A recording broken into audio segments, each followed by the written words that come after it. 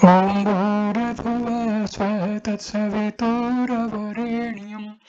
भर्गो देवस्य धीमहि धियो यो नः प्रचोदयात्। ओम शांति शांति शांति।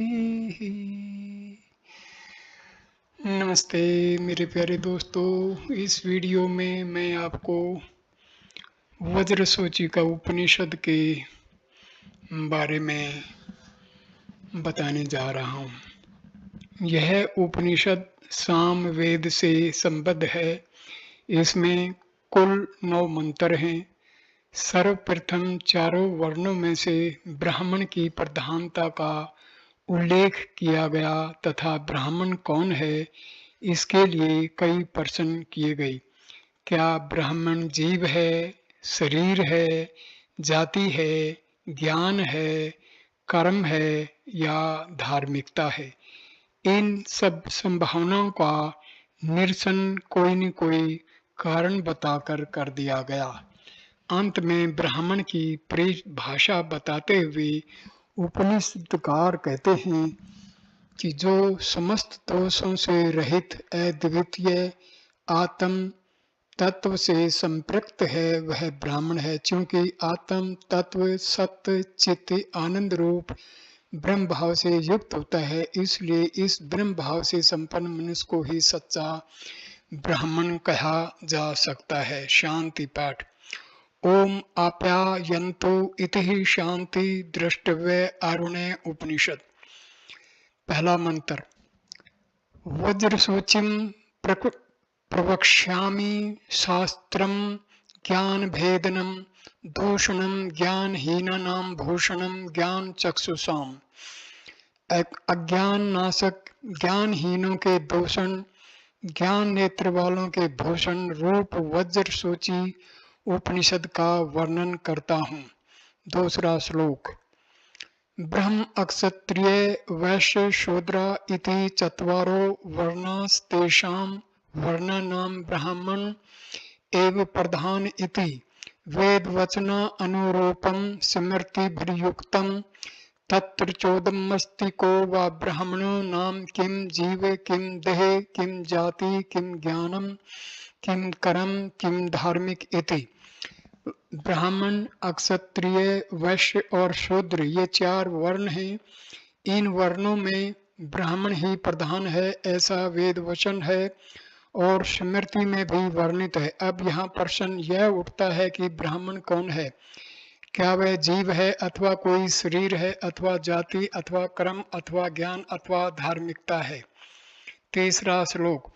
तत्र प्रथमो जीवो ब्राह्मण इति चैतन्य अतीता नाग तेन के देहानाम जीवस्यैकरूपत्वात् एकस्यापि कर्म वशादन देहम संभवात् सर्वशरीराणां जीवस्यैकरूपत्वाच् तस्मान् जीवो ब्राह्मण इति। इस स्थिति में यदि सर्वप्रथम जीव को ही ब्राह्मण माने कि ब्राह्मण जीव है तो यह संभव नहीं है, क्योंकि भूतकाल और भविष्यत काल में अनेक जीव वे होंगे। उन सब का स्वरूप भी एक जैसा ही होता है। जीव एक होने पर भी सब कर्मों के अनुसार उनका जन्म होता है और समस्त शरीरों में जीवों में एक तव रहता है, इसलिए जीव को ब्राह्मण नहीं कह सकते।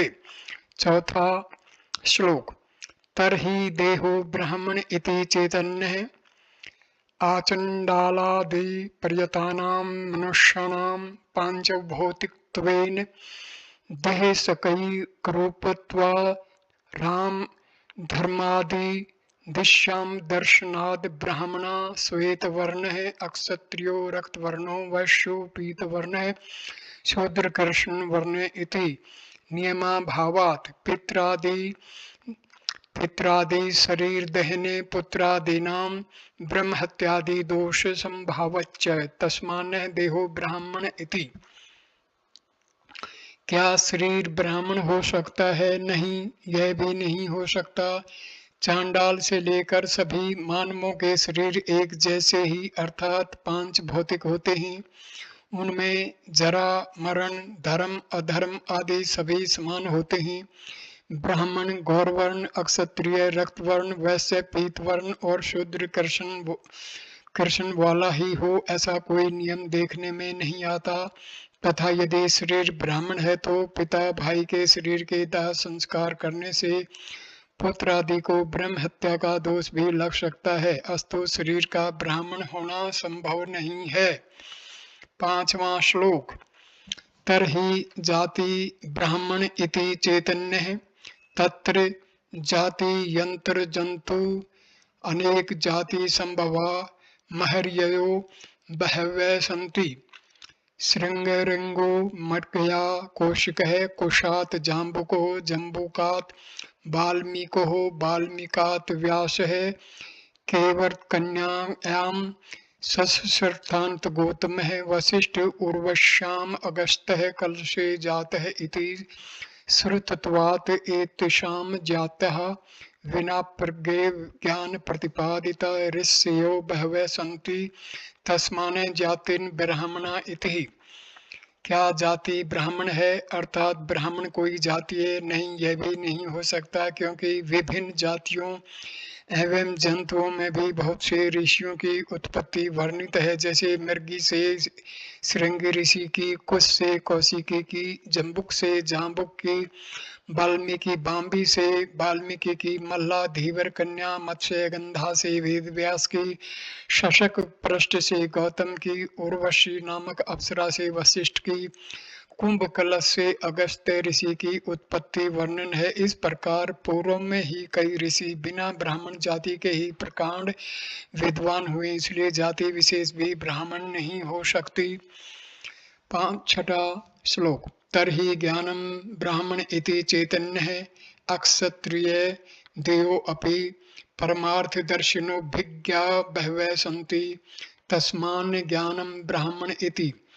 क्या ज्ञान को ब्राह्मण माना जाए ऐसा भी नहीं हो सकता क्योंकि बहुत से अक्षत्रिय राजा जनक आदि भी परमार्थ दर्शन के ज्ञाता होते हैं, अस्तु ज्ञान भी ब्राह्मण नहीं हो सकता।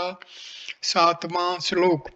तरहि कर्म ब्राह्मण इति चैतन्य सर्वेषां प्राणिनां प्रारब्ध संचिता गार्मिक कर्मशा धैर्य दर्शनात् कर्माभिप्रेरितः संतो जनः क्रिया कुर्वन्तीति तस्मान्ने कर्म ब्राह्मण इति। तो क्या कर्म को ब्राह्मण कहा जाए? नहीं, ऐसा भी संभव नहीं है क्योंकि समस्त प्राणियों के संचित प्रारब्ध और आगामी कर्मों में साम्य प्रतीत होता है तथा कर्माभिप्रेरित होकर ही व्यक्ति क्रिया करते हैं, अतः कर्म को भी ब्राह्मण नहीं कहा जा सकता। 8वां श्लोक। तरहि धार्मिको ब्राह्मण इति चैतन्यः अक्षत्रिय दयो हिरण्य दातारो बहवः सन्ति तस्मान् धार्मिको ब्राह्मण इति। क्या धार्मिक ब्राह्मण हो सकता है? यह भी सुनिश्चित रूप से नहीं कहा जा सकता क्योंकि अक्षत्रिय आदि बहुत से लोग सवर्ण आदि का दान करते रहते हैं, अतः धार्मिक भी ब्राह्मण नहीं हो सकता। 9वां श्लोक। तरहि को वा ब्राह्मणो नाम ये किश्चिद आत्मन दिवितीयम जाति गुण क्रियाहीनम षडुमीषडभावे त्यादि सर्वदोषारहितम सत्य ज्ञान आनंद अनंत स्वरूपम स्वम निर्विकल्प शेष कल्पाधार शेष भूतान अंतर्यामित्वेन वर्तमाने ब्रवीहि स आकाश वदनु श्रुत अखंडा आनंद स्वभाव परमेयमनु भवेक वेद माप्रोह अक्षतया भासमानम करतला मलक वत्सा अक्षाद प्रो अक्षी करते कर्तार्थया काम रागादि दोष रहित शम दम आदि संपन्न हो भावतश्रिय तृष्णा शाम हादि हर्त्यो दम अहंकार आदि भी संस्पर्श चेता वर्तते एव मुक्त लक्षण यश एवं ब्राह्मण इति श्रुति स्मृति पुराण इतिहासानादि अभिप्राय अन्यथा ही ब्राह्मण तव सिद्धि सत्वे सच्चिदानंद आत्मानं द्वितीयं ब्रह्म भावयेदानात्म सच्चिदानंद ब्रह्म भावयेदि तोमिन उपनिषद। तब ब्राह्मण किसे माना जाए?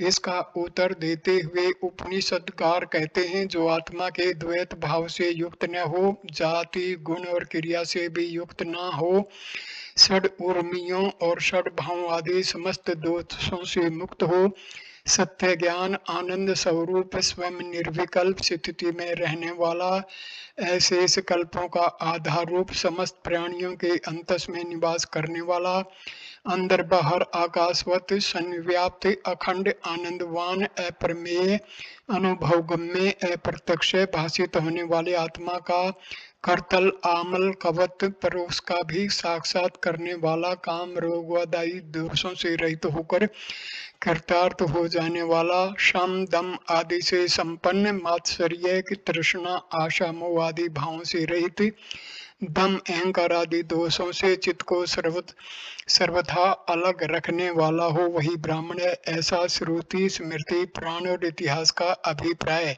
इस अभिप्राय के अतिरिक्त अन्य किसी भी प्रकार से ब्रह्मत्व सिद्ध नहीं हो सकता। आत्मा ही सत्यचित और आनंद स्वरूप तथा अद्वितीय है। इस प्रकार के ब्रह्म भाव से संपन्न मनुष्यों को ही ब्राह्मण माना जा सकता है। यही उपनिषद का मत है। ओम आप्यायन्तु इति ही शांति इति ही वज्र स्वच्छ है उपनिषद समाप्त। यहाँ पर ये उपनिषद समाप्त होता है और इसके साथ ही ये वीडियो भी समाप्त होता है। धन्यवाद ये वीडियो देखने के लिए। नमस्ते मेरे प्यारे दोस्तों, नमस्कार।